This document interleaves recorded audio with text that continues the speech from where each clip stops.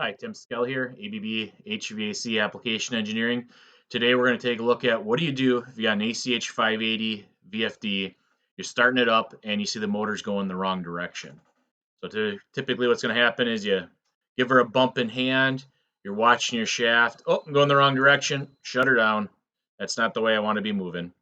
So what do? Well, option one, a little bit more time consuming and traditional, is I do my lockout tagout.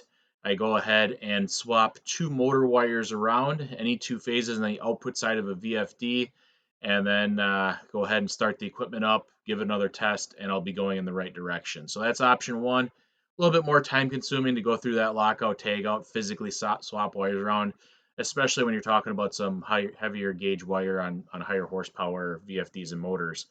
So alternate solution is come to menu, primary settings. I'm going to come down to motor, and I've got this phase order right here. I've got this UVW, or I can electronically swap two motors around, go to UWV, hit save. Now when I run my drive in my motor, the motor is going to go in the opposite direction of what it originally was. So a really cool trick to get the motor going in the right direction without having to lock out, tag out, and swap motors around. Couple pro tips on this. One is this does get backed up into the control panel of the drive. So let's say this drive was to fail 5-10 years from now and you put a new ACH 580 in its place.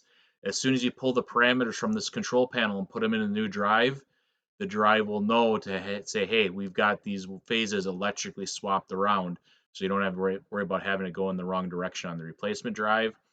The other gotcha on this, I'm assuming a VFD only. If I got a VFD and bypass, then I have other variables involved of making sure the bypass is running in the right direction also. So this tip here, this really cool trick is for a VFD only.